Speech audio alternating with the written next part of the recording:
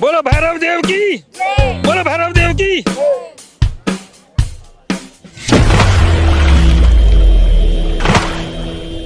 आज कुत्तों के मामले में सुप्रीम कोर्ट में सुनवाई थी। मुकेश जैन जी, आपने क्या याचिका डाली थी और क्या हुआ आज, क्या कहना चाहेंगे? देखिए, आज मैं बड़ी उम्मीद लेकर सर्वोच्च न्यायालय के दरवाजे पर आया था कि इन्होंने 17 तारीख को मेरी याचिका स्वीकार की है, 17/504/2026, और जिसमें मैंने कुत्तों के समर्थन में अपनी याचिका लगाई थी। देखिए, इस पर इनकी मोहर भी लगी हुई है, फाइल किया केस, बाकायदा 220 रुपये की फीस भी जमा की मैंने यहाँ पर।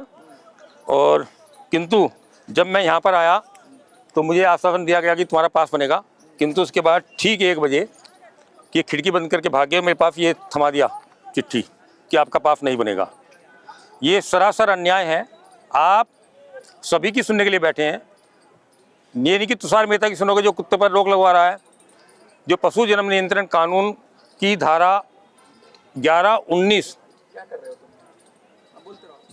जो कहती है, वो कहती है कि पशु जन्म नियंत्रण कानून की धारा 11-19 कहती है कि जो कुत्ता जहाँ से पकड़ा जाएगा उसको वहीं पर छोड़ना है, किंतु उसका लगातार सरासर उल्लंघन करके ये वो अपने तुषार मेहता जी कहते हैं कि पकड़े हुए कुत्ते को वहाँ ना छोड़ा जाए।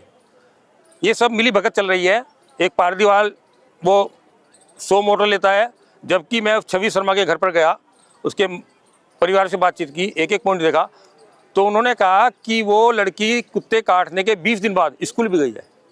उसके बाद सफदरजंग हॉस्पिटल के डॉक्टरों ने कहा कि इसमें रेबीज के कोई लक्षण नहीं है, किंतु ये अखबार पढ़ते हैं, वो भी अंग्रेजी अखबार पढ़ते हैं, इनका दिमाग हमेशा अंग्रेजी अखबार पढ़ के खराब रहता है।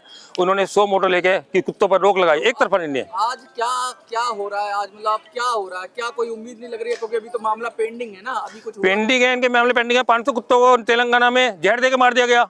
वहाँ नहीं सोचेंगे कि कितनी बड़ी पशुओं की प्रतिकृति है, उनको जेल में डालेंगे, उनको फांसी लगाएंगे, क्योंकि इन्होंने ठान लिया है कि कुत्तों को जीने नहीं देना। इनको भगवान ने जितने पशु बनाए हैं उनके अलग अलग स्वभाव बनाए हैं।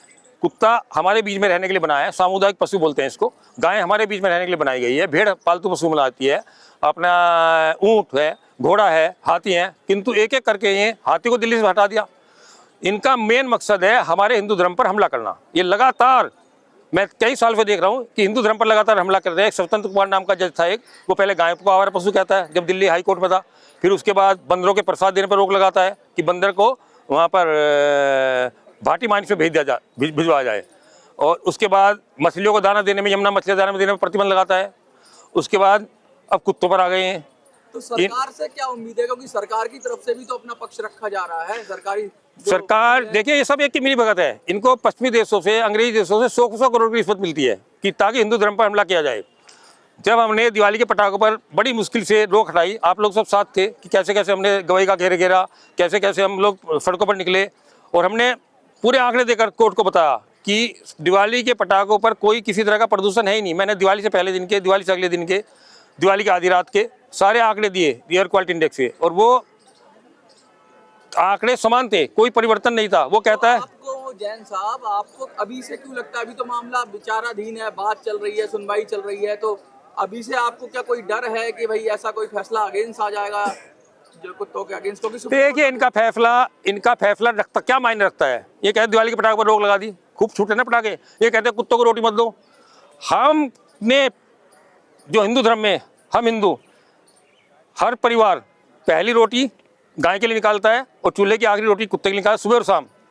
ये कहते हैं कुत्तों की संख्या बढ़ गई है। कौन सा आंकड़ा है? हमें हर 2 घर में एक कुत्ता चाहिए। मैं कई बार कुत्ते को रोटी देने जाता हूँ तो डाउट रहा है कि जिनको कुत्तों से प्रेम है वो अपने घर में ले जाएं, तो सुप्रीम कोर्ट तो ये कह रहा है, जज साहब की टिप्पणी, कुत्ता घर में बैठ जाए, कुत्ते घर में बंदी बुला ले। मैंने एक बार, मेरा कुत्ता था जिस कुत्ते ने मेरे लिए जान दी, मैंने उसके गले में पट्टा डाल दिया। वो कातर नजरों से मेरी तरफ देखने लगा, मैंने 10 मिनट बाद उसके गले पट्टा निकाल दिया।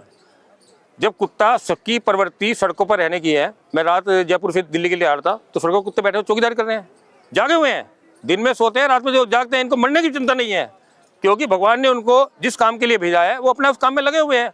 किंतु नहीं, ये कहेंगे कुत्तों को हटा दो, कुत्तों को निकाल दो, कुत्तों को भगा दो। जो पुरानी जो एनिमल बर्थ कंट्रोल पॉलिसी थी, क्या वही फिर से कर देनी चाहिए? एक ही है, पुरानी नहीं, कुछ नहीं।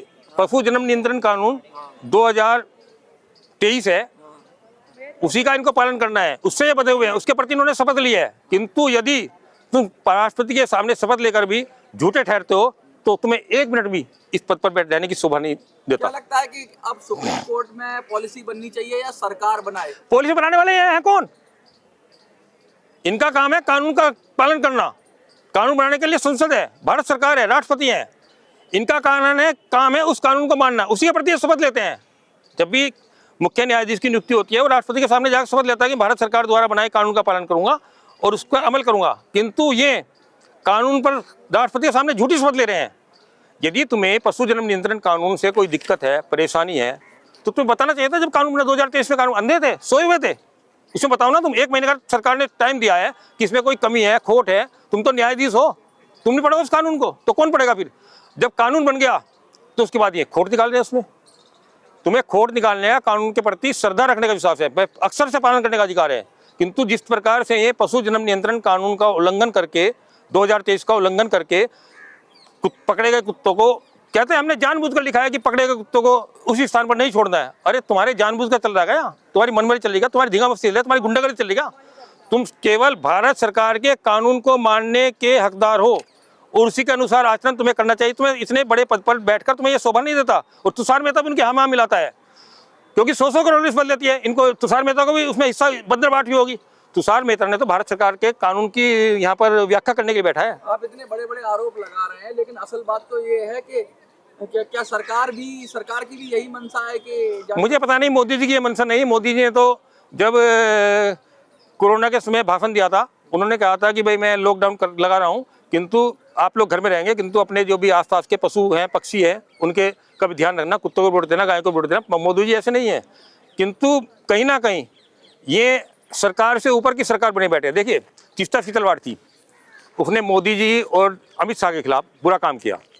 जब उसको गुजरात पुलिस, जब गुजरात उच्च न्यायालय उसकी याचिका खारिज हो गई तो गुजरात पुलिस को पकड़ने उसके घर की तरफ जाती है। किंतु नहीं, शनिवार का दिन है, कोर्ट की छुट्टियां चल रही हैं, कोर्ट उठ चुकी है, 4-6 बजे चंद्रचूड़ के पास कहीं से फ़ोन आता है और वो 7 बजे ही 2 न्यायाधीशों की पीठ बैठाता है।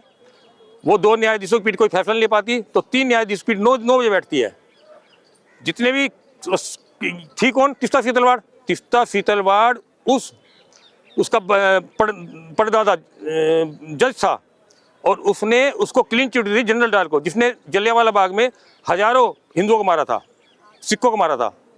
तो ये उसी के हिसाब से चल रहे हैं। ये सोचते हैं अभी ब्रिटिश राज चल रहा है। अभी आप क्या चाहते हैं? सुप्रीम कोर्ट में खड़े हुए हैं, आप क्या चाहते हैं? कोर्ट से क्या मैं चाहता हूँ कि ये सुप्रीम कोर्ट के जितने भी न्यायाधीश हैं जो अंग्रेजों की गुलामी जी रहे हैं, अंग्रेजी में गिटपिट करते हैं, इनको यहाँ रहने का हक नहीं है।